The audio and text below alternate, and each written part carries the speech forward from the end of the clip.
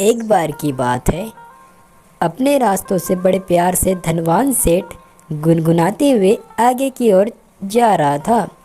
वह गांव में पहुंचकर बड़ा ही खुश हो जाता है, क्योंकि गांव की हरियाली देखकर उसका मन भी बहुत ही ज़्यादा शांत हो जाता है और उसे बहुत अच्छा लगता है। तभी उसके सामने एक व्यापारी आ जाता है। अरे धनवान सेठ, तुम कहाँ पर जा रहे हो? मुझे भी बताओ। मैं अभी इस गांव में नया नया आया हूँ, मुझे गांव की जानकारी उपलब्ध नहीं है। क्या भाई, मैं ही इस गांव में मिला हूँ क्या बताने के लिए? मुझे तो बहुत सारा काम है। जो तुम्हारे पीछे दो औरत दिखाई दे रही है, जाकर उनसे भी पूछ सकते हो। मुझे खेतों में जाकर मेरे मजदूरों को देखना है। मैं गांव का सरपंच हूँ। चलो मैं बता देता हूँ। इस गांव में बहुत ही प्यारी सी हरियाली सी होती रहती है। इस गांव में कल मेला लगेगा और उस मेले में बहुत सारी प्रकार की चीज़ें भी उपलब्ध कराई जाएंगी और तुम यहाँ पर कहीं पर भी घूम सकते हो बेधड़क, और किसी बात की चिंता करने की कोई ज़रूरत नहीं। यहाँ पर सभी लोग तुम्हारी मदद भी कर देंगे। यह गांव बहुत ही प्यारा है। चलो अब मेरा जाने का समय हो रहा है। खेतों में मेरे मजदूर भी देखना है, कहीं वो काम चोरी तो ना करने लगे। धनवान सेठ ने इतना ही कहते हुए उस व्यापारी को अपने आगे की ओर रास्ता दिखा दिया और वह धनवान सेठ अपने खेतों में पहुंचकर अपने मजदूरों को ढूंढता है, परंतु उसको मजदूर नहीं दिखाई देते हैं। वह परेशान होकर चारों तरफ देखता है, परंतु यहाँ पर बहुत ज़्यादा सन्नाटा छाया था। उसे समझ में नहीं आ रहा था कि आखिरकार मजदूर काम छोड़कर कहाँ पर चले गए। तभी वह घर पर आकर वही सोचता है, कहीं मजदूरों को मेरी पत्नी ने कहीं छुट्टी तो नहीं दे दी थी। अरे नहीं यार, ये तो हो ही नहीं सकता है। चलो, यह बात को पूरा करने के लिए मेरी पत्नी से ही जाकर मैं पूछ लेता हूँ कि तुम्हें छुट्टी मजदूरों को देने की क्या ज़रूरत थी। इतना खेतों में ज़्यादा काम पड़ा हुआ था, जैसे कि वैसे ही काम पड़ा हुआ है। अगर मजदूर नहीं मिले तो समय से पहले मेरे खेतों का काम नहीं होगा। मैं अंदर जाकर पत्नी से पूछता हूँ।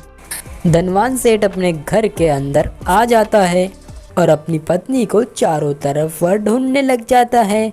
तभी उसकी पत्नी सामने आ जाती है और वह पत्नी से बड़े प्यार से वह देखता है। अपने पत्नी को देखकर वह थोड़ी देर के लिए खुश भी हो जाता है। उसके बाद दोनों अपने आप को ही देखने लग जाते हैं। उसे समझ में नहीं आता है कि बात कहाँ शुरू करूँ। अरे तुम इतनी जल्दी क्यों आ गए खेतों में से? अपने मजदूर उनको देखा या नहीं देखा? काम कर रहे हैं या नहीं कर रहे, बताओ। अरे तुम क्या बात कर रही हो? मैं तो अभी खेत में से ही आ रहा था। मुझे लगा कि तुमने काम को छुट्टी दे दी है।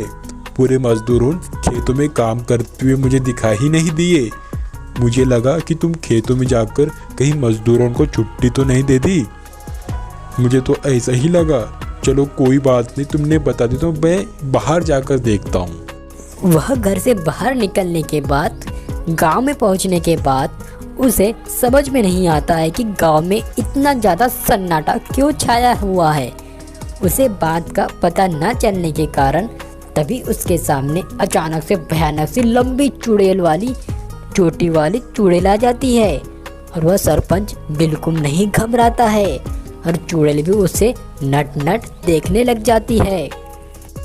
अरे क्या हुआ मनुष्य, मेरे हाथों में इतनी बड़ी तलवार, मेरे नुकीले दांत से तुम्हें डर नहीं लगा? मैं तुम्हें तो कच्चा ही खा जाऊंगी। बताओ तुम्हें मुझसे डर क्यों नहीं लगा? मैं अभी 2 मिनट में तुझे खा सकती हूँ।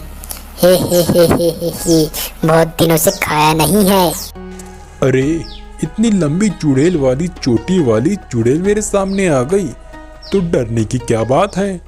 मुझे पता है कोई भी बेफिक्र होकर इस गांव में उधम नहीं मचा सकता है। एक बार में चुड़ैल एक और आई थी इस गांव में, मैंने ही उसका समाधान किया। उसकी प्रॉब्लम थी कि वह हमेशा खुश भी नहीं रहा करती थी मैंने उसे खुशी का रास्ता दिखाया और उसे मुक्ति मिल चुकी थी। बताओ तुम्हारी आखिरकार प्रॉब्लम क्या है? अगर तुम्हारी प्रॉब्लम कुछ नहीं है तो मैं पूरी इजाज़त दे सकता हूँ मुझे खाने के लिए। मैं इस गांव का सरपंच हूँ। ठीक है, बताओ तुम्हारी क्या प्रॉब्लम है? अरे तुमने तो मेरी आंखें ही खोल दी। इतना बड़ा चाकू देखकर, इतने बड़े पैने दांत देखकर तुम तो मुझसे बिल्कुल नहीं डरे। मैं इस गांव में तो किसी को खाने या किसी को नुकसान पहुंचाने के लिए नहीं आई थी। सारे गांव वाले लोग मुझसे ही देखकर डर चुके थे। इतनी लंबी चुड़ैल देखकर ही मुझसे डरा करते थे। तुम इतनी साहसी हो, मुझसे बिल्कुल नहीं डरे। मुझे एक तांत्रिक ने श्राप दिया था, जब तक कि कोई इंसान मुझसे ना डरे, ना मुझसे कोई प्रॉब्लम का हल ना मांगे, तब तक कि मुझको मुक्ति नहीं मिलेंगी। आप मुझे ऐसा लग रहा है कि आप मुझे मुक्ति मिलने वाली है। चलो आप मुझे मुक्ति दे दो और मैं यहाँ से चली जाऊंगी। देखो मैंने कहा था ना तुम्हारी भी कोई प्रॉब्लम होंगी। चलो मैं तुम्हें खुशी खुशी मुक्ति दे देता हूँ। आइंदा इस गांव में आएंगे तो मुझको बता के आओ। अब तुम्हारा जाने का समय हो रहा है। अब तुम बढ़िया खुशी खुशी यहाँ से चले जाओ। अगर इस गांव में दोबारा आए तो मैं तुम्हें मुक्ति कभी प्रदान नहीं करूँगा। ठीक है, अब चले जाओ यहाँ से बाहर। सरपंच भी बिना डरे हुए उसके सामने खड़ा होकर उसे मुक्ति प्रदान कर देता है और वह सरपंच बड़ी खुशी खुशी अपने घर पर लौट आता है। और वह रास्ते में जो भी हुआ अपनी पत्नी को बड़े प्यार से सुनाने लग जाता है और वह बड़ा ही खुश हो जाता है क्योंकि उसने चुड़ैल को मुक्ति दिलाई है